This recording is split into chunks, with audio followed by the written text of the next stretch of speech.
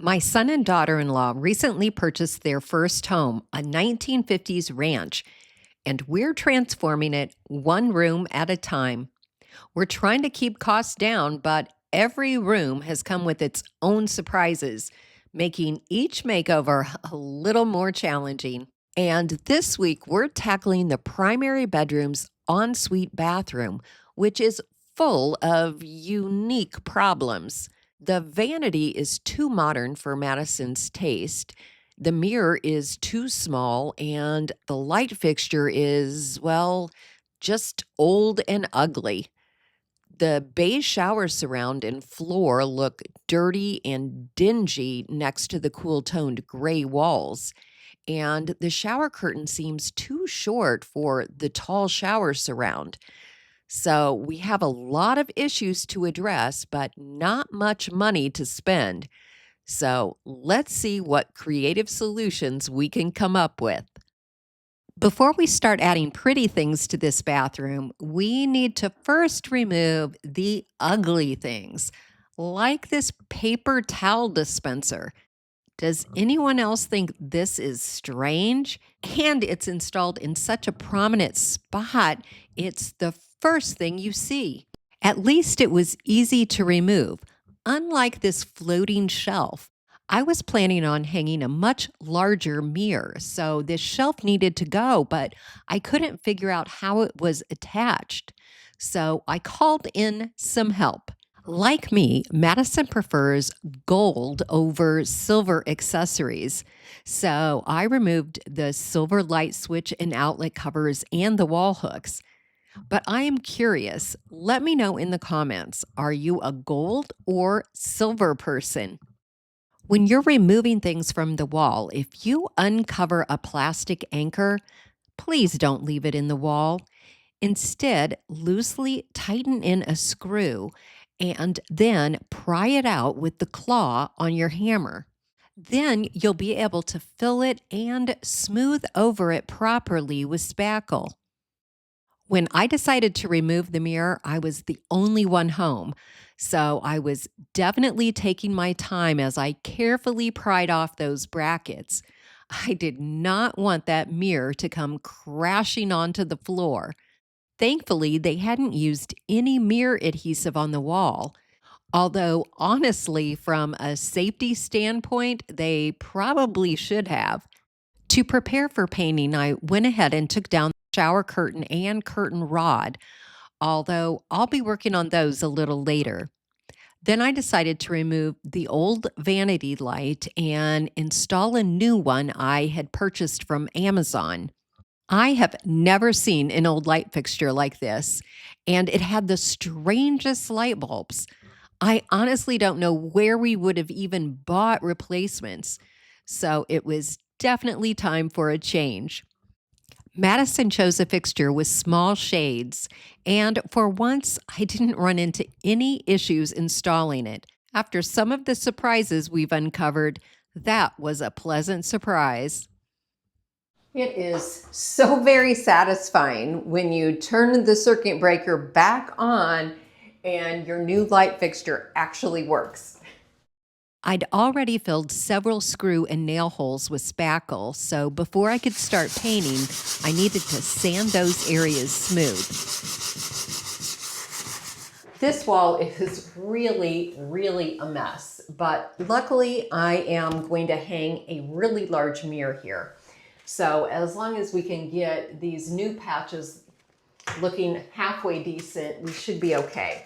I don't know if you can tell on camera, but these walls, well, first of all, they're like a semi-gloss and they're probably just painted white or gray. I don't know. It's very hard to tell in here because there isn't much natural light, but it definitely is in the cool range of colors. On the other hand, you have a very dark beige floor and a beige tub surround. And those are warm tones. And so the walls are really clashing with the tub surround and the floor. So I'm going to use a warm toned color on these walls. And yes, I am once again using accessible beige. I have the paint left over, so it doesn't cost me anything. And since this is the same color that I used on the upper portion of the walls in the primary bedroom, the two rooms will flow nicely together. And then I can bring color into the room in other ways. And this paint is a matte finish, which is really nice because when you're dealing with old walls like these, you really want to use a low sheen because a shiny finish just highlights all of the damage in the drywall or plaster. With the first coat up on one wall, you can already see what a difference a warm tone paint makes. Compared to the cooler color, it coordinates much better with the beige shower surround and makes the whole room feel warmer and more cohesive. Using a small roller, I was able to paint completely behind the toilet tank. And amazingly, I don't think I got a single drop of paint on the tank itself. For a pop of color, I decided to paint the wall cabinet using the jar of sage green Beyond paint that I had left over from painting the cabinet in my family room. I absolutely love this brand of paint because the only prep required is a good cleaning. It has excellent adhesion and dries to an incredibly durable finish. It is a little pricey, but I think it's worth it. Sometimes the best updates are the easiest. To refresh the shower, I sprayed some rust dissolver on the drain and on the shower rod. You just let it sit and do its work, and when the rust is gone, just rinse off any remaining cleaner. So my son thought he needed a new shower head because of the hard water on here. But a little vinegar should take care of it. Just submerge the shower head in vinegar for about 30 minutes, and all the lime deposits created by hard water will come right off. This shower enclosure is quite tall, but the shower rod was only hung at 72 inches high, but I raised it to 84 inches, the same length as most window drapes. Then I just ordered an 84-inch shower liner from Amazon.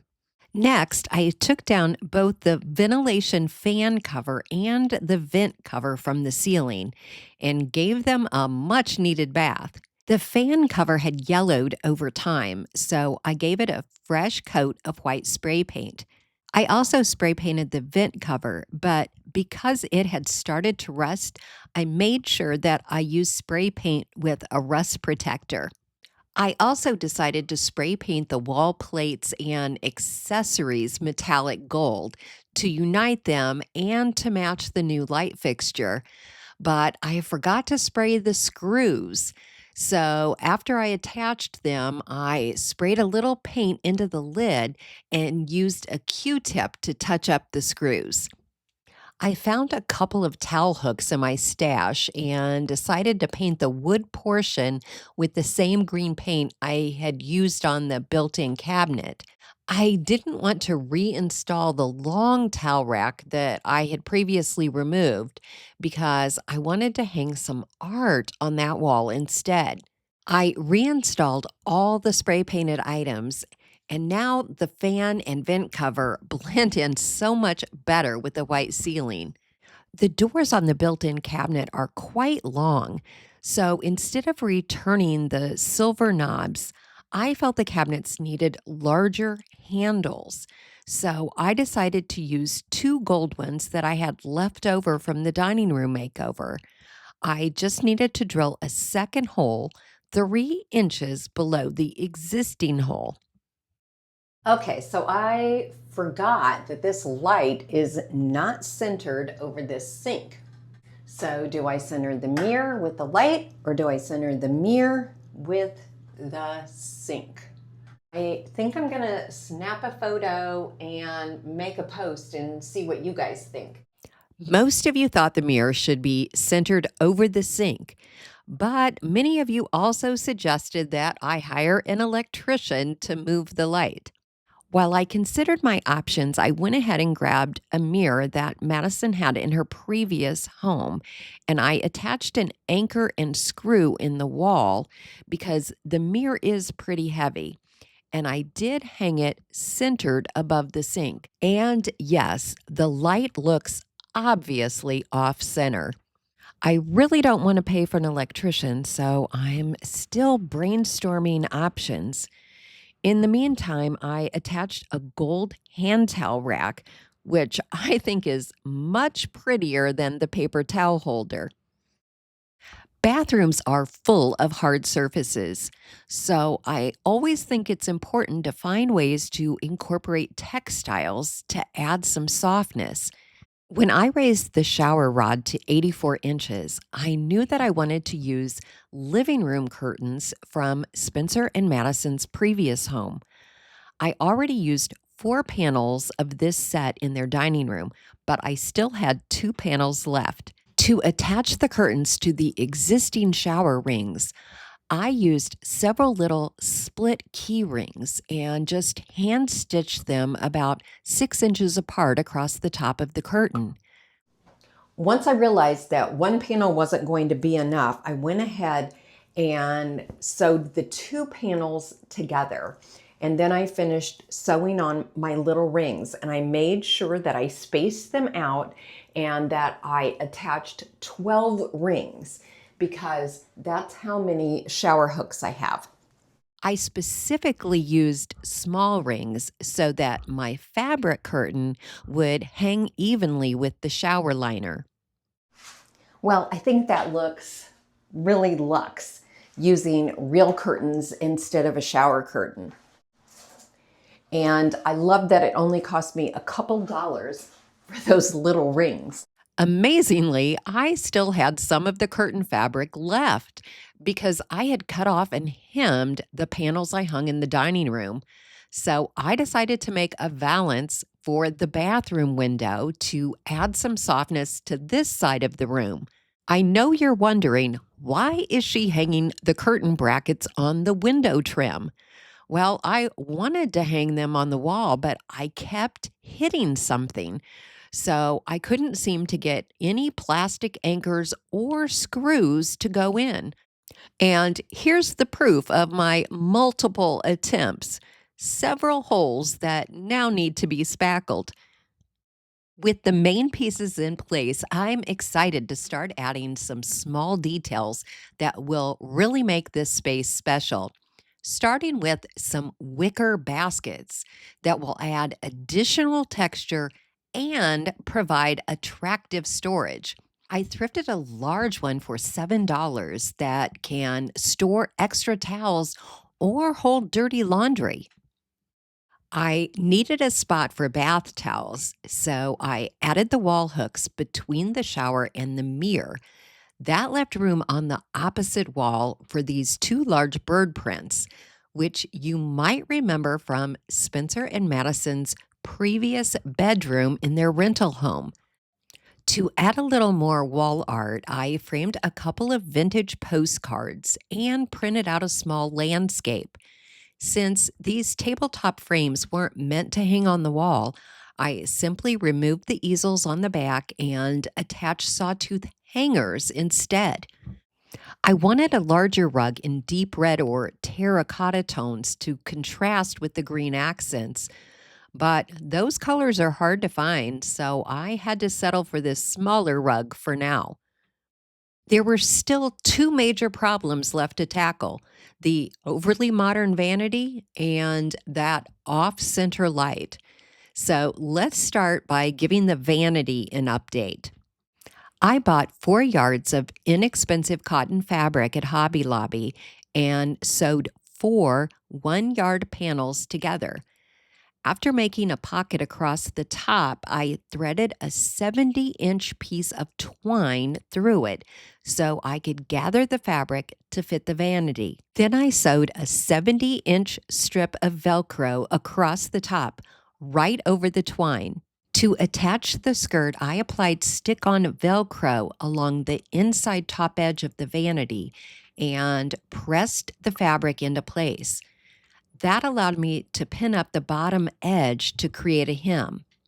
I also decided to add slits so that the fabric would drape neatly around the two front legs.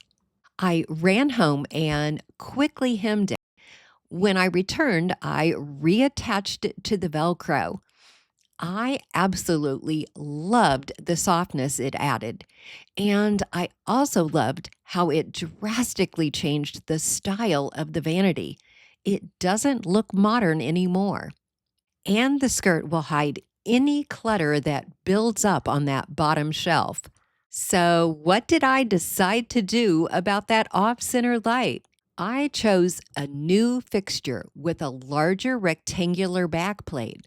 Although it was designed to mount in the center, I drilled two new holes so I could shift it to the right, centering it over the sink while still covering the hole where the wiring came through the wall.